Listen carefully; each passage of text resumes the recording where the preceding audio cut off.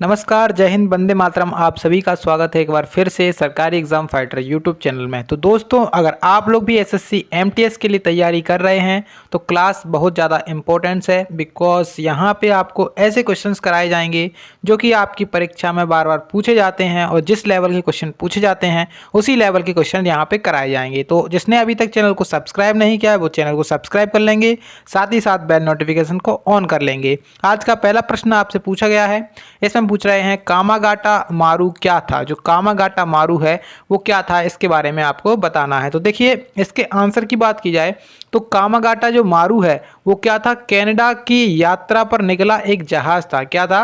Canada की यात्रा पर निकला एक जहाज था जो कि जापान से निकला था। तो आंसर यहाँ पे हो जाएगा कनाडा की यात्रा पर निकला एक जहाज जो कि कामागाटा मारू था। ठीक है, नाम इंपॉर्टेंट है इसका। ठीक है, नेक्स्ट क्वेश्चन देखिएगा। अगला क्वेश्चन में क्या रहा है, निम्नलिखित में से कौन सा एक ब्लॉक माउंटेन का उदाहरण नहीं है। देखिए, ब्लॉक माउंटेन का उदाहरण नहीं है ये क्वेश्चन पूछा गया है। पहला ऑप्शन है वास्टेज, सेकंड ऑप्शन है सतपुड़ा, थर्ड ऑप्शन है ब्लैक फॉरेस्ट और फोर्थ ऑप्शन है फुजियामा। तो यहाँ पे ब्लैक माउंटेन बताना है कि ब्लैक माउंटेन का उदाहरण नहीं है। तो देखिए, इसका आंसर क्या है, इसका आंसर है जो फ्यूजियामा है ना, वो क्या है, ब्लॉक माउंटेन का उदाहरण नहीं है। ठीक है, आंसर यहाँ पे आपका हो जाएगा फ्यूजियामा। ठीक है, सतपुड़ा और वॉस्जेज और ब्लैक फॉरेस्ट ये सभी ब्लॉक माउंटेन के उदाहरण है, लेकिन जो फ्यूजियामा है वो ब्लॉक माउंटेन नहीं है। नेक्स्ट क्वेश्चन देखेंगे। अगला क्वेश्चन बहुत ज़्यादा महत्वपूर्ण क्वेश्चन है। इसमें बोल रहे हैं निम्नलिखित में से किस नदी को तेल नदी के नाम से जाना जाता है। तो बहुत ही ज़्यादा महत्वपूर्ण क्वेश्चन है। निम्नलिखित में से किस नदी को तेल नदी, देखिए जो तेल नदी है इस नाम से कौन सी नदी जानी जाती है। तो आंसर यहाँ पे क्या हो जाएगा, आंसर हो जाएगा जो नाइजर नदी है। नाइजर नदी है वो किस नाम से जानी जाती है, तेल नदी के नाम से जानी जाती है। ठीक है, नाइजर नदी पश्चिम अफ्रीका की प्रमुख नदी है। नाइजर जो नदी है वो पश्चिम अफ्रीका की क्या है, एक प्रमुख नदी है। आंसर यहाँ पे हो जाएगा नाइजर नदी। नील नदी आप सभी लोग जानते हैं, नील नदी क्या है। और जो अपनी ब्रह्मपुत्र नदी है इसका कहाँ से निकलती है, तो तिब्बत से निकलती है और तिब्बत में इसको सांगपो नाम से जाना जाता है। अरुणाचल प्रदेश में इसे दिहांग नाम से जाना जाता है। और वहीं अगर असम में प्रवेश कर जाती है तो असम में इसे ब्रह्मपुत्र के नाम से जाना जाता है। नेक्स्ट क्वेश्चन देखेंगे। देखिए, अगला क्वेश्चन कह रहा है कि टेलीग्राफ लाइन सर्वप्रथम कहां से कहां तक बिछाई गई थी। तो इंपॉर्टेंट है, ये भी हिस्ट्री से पूछ सकता है कि जो टेलीग्राफ लाइन है वो सबसे पहले कहां से कहां तक बिछाई गई थी। तो आंसर यहां पे हो जाएगा आपका कलकत्ता से आगरा। क्या हो जाएगा, कलकत्ता से आगरा तक बिछाई गई थी। राइट आंसर आपका हो जाएगा कलकत्ता से आगरा। नेक्स्ट क्वेश्चन देखेंगे। नेक्स्ट क्वेश्चन कह रहा है कि नेक्स्ट क्वेश्चन देखते हैं। नेक्स्ट प्रश्न में आपसे क्या बोला गया है, यहाँ पे देखते हैं नेक्स्ट क्वेश्चन को। देखिएगा, अब नेक्स्ट प्रश्न आपसे क्या कह रहा है, सॉरी थोड़ा सा देखिए, अब नेक्स्ट क्वेश्चन देखते हैं। नेक्स्ट क्वेश्चन कह रहा है कि इक्विनॉक्स का तात्पर्य क्या है। देखिए, जो इक्विनॉक्स है इसका मतलब क्या होता है। तो इक्विनॉक्स का मतलब क्या होता है, इक्विनॉक्स का मतलब होता है दिन और रात समान अवधि के लिए होते हैं। इसका मतलब ये होता है, जो इक्विनॉक्स होता है इसका मतलब दिन और रात क्या होते हैं, समान होते हैं। यानी कि दिन भी बराबर होगा और रात भी बराबर होगी। आंसर यहाँ पे ऑप्शन नंबर पहला हो जाएगा। नेक्स्ट क्वेश्चन देखेंगे।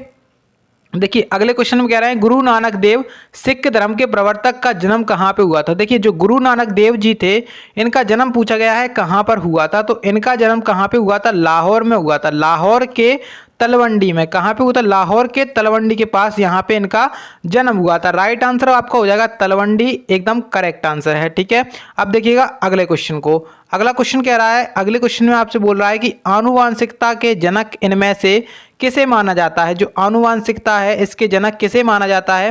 तो आनुवांशिकता के जनक किसे माना जाता है, किसे कहा जाता है जो आनुवांशिकता के जनक। राइट आंसर यहाँ पे हो जाएगा ग्रेट जो मेंडल हैं इन्हें क्या माना जाता है, आनुवांशिकता के जनक के रूप में माना जाता है। तो आंसर यहाँ पे हो जाएंगे ग्रेगर मेंडल। नेक्स्ट क्वेश्चन देखेंगे। देखिए, अगला क्वेश्चन पूछा गया है कि निम्नलिखित में से किस देश की सीमा चीन से लगती है। तो किस देश की सीमा चीन से लगती है क्वेश्चन पूछा गया है। बहुत ही ज़्यादा इंपॉर्टेंट क्वेश्चन है। ज्योग्राफी के हिसाब से अगर क्वेश्चन पूछा जाएगा तो ये क्वेश्चन पूछे जाने की संभावनाएं हैं। ठीक है, तो जो अपना थाईलैंड है इसकी सीमा किससे लगती है, चीन से लगती है। आंसर यहाँ पे हो जाएगा आपका थाईलैंड। बाकी जो उज्बेकिस्तान है, वियतनाम है और दक्षिण कोरिया है, इनमें से किसी की भी सीमा चीन से नहीं लगती है, लेकिन थाईलैंड की सीमा चीन से लगती है। नेक्स्ट क्वेश्चन देखिएगा। अगला क्वेश्चन आपसे बोल रहा है कि पॉलीकोट निम्नलिखित में से किसका मिश्रण है। तो क्वेश्चन इंपॉर्टेंट है, पॉलीकोट जो है ना किस चीज़ के मिश्रण से बनता है। तो आंसर यहाँ पे जब आंसर की बात की जाती है पॉलिस्टर तथा कपास के मिश्रण से बनता है। ठीक है, पॉलीकोट जो होता है पॉलिस्टर तथा कपास के मिश्रण से बनता है। राइट आंसर क्या हो जाएगा, पॉलिस्टर तथा कपास। देखिए पॉलीकोट होता क्या है, ये पॉलीकोट एक प्रकार का कपड़ा होता है। क्या होता है, एक प्रकार का कपड़ा होता है जो कि पॉलिस्टर तथा कपास से मिलकर के बना होता है। अब देखिएगा नेक्स्ट क्वेश्चन को। देखिए अगला क्वेश्चन में आपसे कह रहे हैं कि डॉक्टर अंबेडकर के अनुसार कौन सा अनुच्छेद भारतीय संविधान के सबसे महत्वपूर्ण अनुच्छेद है। तो जो डॉक्टर बाबा साहेब अंबेडकर यानी कि भीमराव अंबेडकर थे, इनके अनुसार संविधान का कौन सा अनुच्छेद, ये संविधान का कौन सा अनुच्छेद सबसे महत्वपूर्ण अनुच्छेद है। तो अनुच्छेद 32। अनुच्छेद 32 को क्या कहा है इन्होंने, अनुच्छेद 32 को संविधान की आत्मा कहा है। ठीक है, डॉक्टर भीमराव अंबेडकर ने अनुच्छेद 32 को संविधान की आत्मा कहा है। अब अनुच्छेद 32 के तहत होता क्या है तो वो बता देते हैं। तो अनुच्छेद 32 के तहत सुप्रीम कोर्ट जो होता है वो 5 प्रकार की रिट जारी करता है। 5 प्रकार की रिट जारी करता है। यदि किसी व्यक्ति के मौलिक अधिकारों का हनन हुआ है तो वो व्यक्ति डायरेक्ट सुप्रीम कोर्ट जा सकता है अनुच्छेद 32 के तहत। ठीक है, आंसर यहाँ पे हो जाएगा अनुच्छेद 32। नेक्स्ट क्वेश्चन देखिए, अब नेक्स्ट प्रश्न में आपसे बोल रहे हैं कि भारतीय राज्य नागालैंड की आधिकारिक भाषा क्या है। जो नागालैंड है इसकी आधिकारिक भाषा क्या है, ऑफिशियल लैंग्वेज क्या है। यहाँ पे अंग्रेजी भाषा यहाँ पे ऑफिशियल लैंग्वेज है। राइट आंसर आपका अंग्रेजी हो जाएगा। ठीक है, नागालैंड की राजधानी आप लोग मुझे कमेंट बॉक्स में बताएंगे, नागालैंड की राजधानी क्या है ये आप लोग मुझे कमेंट बॉक्स में बताएंगे। नेक्स्ट क्वेश्चन देखेंगे। अब अगला क्वेश्चन आपसे क्या कहता है, अगले क्वेश्चन में आपसे कहा गया है कि भारत के राष्ट्रीय ध्वज पर चित्रित अशोक चक्र में कितनी तीलियां हैं। तो देखिए जो अशोक चक्र है यानी कि आपका इस प्रकार से बीच में जो अपना तिरंगा है उसमें इस तरीके से चक्र बना हुआ है, इसमें कितनी तीलियां हैं। तो इसमें तीलियों की संख्या है 24। आंसर आपका हो जाएगा 24, ऑप्शन नंबर 2। ठीक है, ऑप्शन नंबर 2 यहाँ पे करेक्ट आंसर हो जाएगा। नेक्स्ट क्वेश्चन देखेंगे। अगले क्वेश्चन में आपसे बोल रहे हैं कि भारतीय संविधान का कौन सा अनुच्छेद पंचायती राज्य स्थापित करता है। तो देखिए जो भारतीय संविधान का कौन सा अनुच्छेद है जो पंचायती राज्य स्थापित करता है। आंसर यहाँ पे क्या हो जाएगा, आंसर आपका होने वाला है इस क्वेश्चन का अनुच्छेद 40। क्या होता है, अनुच्छेद 40 को पंचायती राज से संबंधित बताया गया है। ठीक है, अनुच्छेद 40 ग्राम पंचायतों के संगठन से संबंधित है। यह भारतीय संविधान के भाग 4 के अंतर्गत एक नीति निर्देशक तत्व है। ठीक है, नीति निर्देशक तत्व किस भाग में आते हैं तो भाग 4 के अंतर्गत आते हैं। उसी में आपका जो क्या है अनुच्छेद 40 भी उसमें सम्मिलित है जिसमें पंचायती राज को शामिल किया गया है। नेक्स्ट क्वेश्चन देखेंगे। देखिए अब अगला क्वेश्चन आपसे बोला गया है, इसमें कह रहे हैं कि यदि वस्तु समान समय में असमान दूरी तय करती है तो कहा जाता है कि उसकी गति क्या है। देखिए यदि कोई वस्तु है वो समान समय में असमान दूरी तय करती है तो क्या कहा जाता है कि उसकी दूरी कैसी है, एक समान है, सरल रेखीय है, असमान है या फिर साम्य है। तो आंसर की तरफ बात करी जाए तो आंसर यहाँ पे हो जाएगा असमान। यानी कि अगर कोई वस्तु समान समय में असमान दूरी तय करती है तो कहा जाता है कि उसकी गति असमान है। ठीक है, answer option number 3। Next question कह रहा है कि किस टेनिस टूर्नामेंट को प्रायः रोला गैरो कहा जाता है। तो इंपॉर्टेंट है ये। ठीक है, इंपॉर्टेंट है, एक बार नोट कर लीजिएगा। रोला गैरो किस टेनिस टूर्नामेंट को कहा जाता है। आपके सामने ऑप्शंस हैं Australian open, Wimbledon open, US open और फ्रेंच ओपन।